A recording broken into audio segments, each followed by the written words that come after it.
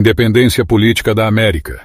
A maioria dos povos do planeta, acompanhando o curso dos acontecimentos, procurou eliminar os últimos resquícios do absolutismo dos tronos, aproximando-se dos ideais republicanos ou instituindo o regime constitucional com a restrição de poderes dos soberanos. A América, destinada a receber as sagradas experiências da Europa para a civilização do futuro, busca aplicar os grandes princípios dos filósofos franceses à sua vida política, caminhando para a mais perfeita emancipação. Seguindo o exemplo das colônias inglesas, os 4 vice-reinados da Espanha procuraram lutar pela sua independência. O Brasil, em 1822, erguia igualmente o seu brado de emancipação com Pedro I, sendo digno de notar-se o esforço do plano invisível na manutenção da sua integridade territorial, quando toda a zona sul do continente se fracionava em pequenas repúblicas, atento à missão do povo brasileiro na civilização do porvir. A tarefa de Allan Kardec era difícil e complexa. Competia-lhe reorganizar o edifício desmoronado da crença, reconduzindo a civilização às suas profundas bases religiosas. Atento à missão de concórdia e fraternidade da América, o plano invisível localizou aí as primeiras manifestações tangíveis do mundo espiritual, no famoso lugarejo de Hydesville, provocando os mais largos movimentos de opinião.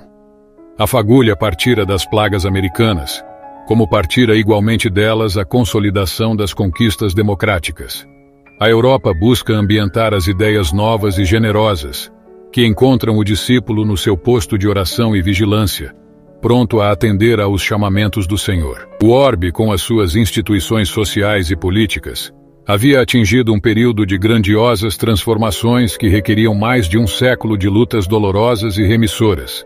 E o Espiritismo seria a essência dessas conquistas novas, reconduzindo os corações ao evangelho suave do cristianismo. Grandes ideias florescem na mentalidade de então. Ressurgem aí as antigas doutrinas da igualdade absoluta. Aparece o socialismo propondo reformas viscerais e imediatas. Fundam-se as alianças de anarquismo, as sociedades de caráter universal. Uma revolução sociológica de consequências imprevisíveis ameaça a estabilidade da própria civilização, condenando-a à destruição mais completa. O fim do século que passou é o cenário vastíssimo dessas lutas inglórias. Todas as ciências sociais são chamadas aos grandes debates levados a efeito entre o capitalismo e o trabalho, onde se encontram, porém, as forças morais capazes de realizar o grande milagre da elucidação de todos os espíritos. A Igreja Romana, que nutria a civilização ocidental desde o seu berço, era, por força das circunstâncias, a entidade indicada para resolver o grande problema. Leão XIII vem ao campo da luta com a encíclica Rerum Novarum, tentando conciliar o braço e o capital, apontando a cada qual os seus mais sagrados deveres.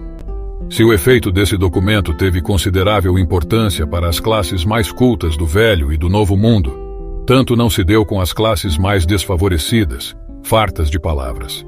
O Espiritismo vinha, desse modo, na hora psicológica das grandes transformações, alentando o espírito humano para que se não perdesse o fruto sagrado de quantos trabalharam e sofreram no esforço penoso da civilização. Com as provas da sobrevivência vinha reabilitar o cristianismo que a Igreja deturpara, semeando de novo os eternos ensinamentos do Cristo no coração dos homens. Com as verdades da reencarnação, veio explicar o absurdo das teorias igualitárias absolutas, cooperando na restauração do verdadeiro caminho do progresso humano.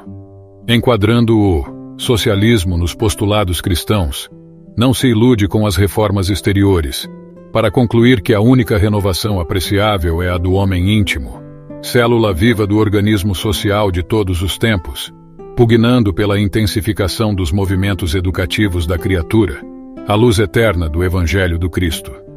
Ensinando a lei das compensações no caminho da redenção e das provas do indivíduo e da coletividade, estabelece o regime da responsabilidade, em que cada espírito deve enriquecer a catalogação dos seus próprios valores.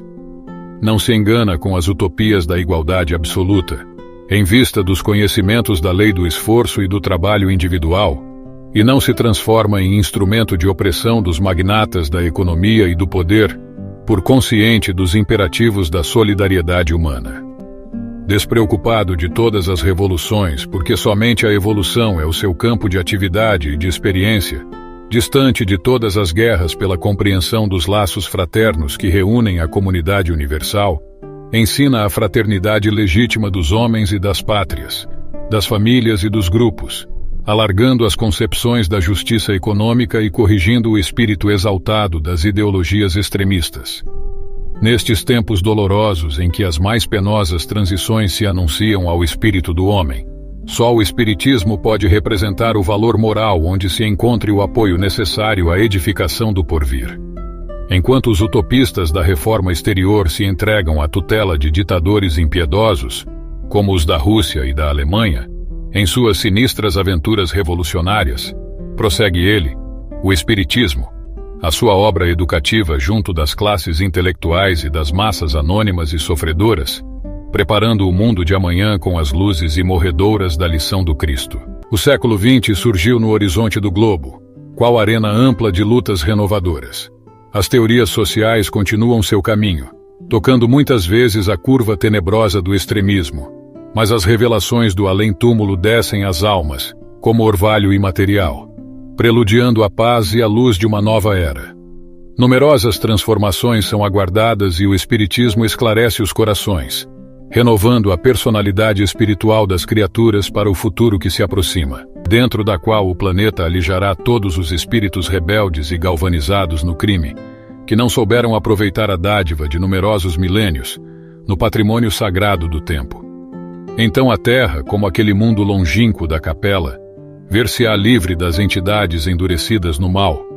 Ficarão no mundo os que puderem compreender a lição do amor e da fraternidade sob a égide de Jesus, cuja misericórdia é o verbo de vida e luz, desde o princípio. Época de lutas amargas. Desde os primeiros anos deste século, a guerra se aninhou com caráter permanente em quase todas as regiões do planeta. A Liga das Nações, o Tratado de Versalhes, bem como todos os pactos de segurança da paz, não têm sido senão fenômenos da própria guerra, que somente terminarão com o apogeu dessas lutas fratricidas, no processo de seleção final das expressões espirituais da vida terrestre. Embora compelida a participar das lutas próximas pelo determinismo das circunstâncias de sua vida política, a América está destinada a receber o cetro da civilização e da cultura, na orientação dos povos porvindouros. Em torno dos seus celeiros econômicos, reunir-se-ão as experiências europeias, aproveitando o esforço penoso dos que tombaram na obra da civilização do Ocidente para a edificação do homem espiritual. O esforço sincero de cooperação no trabalho e de construção da paz não é aí uma utopia, como na Europa saturada de preconceitos multisseculares. Nos campos exuberantes do continente americano estão plantadas as sementes de luz da árvore maravilhosa da civilização do futuro.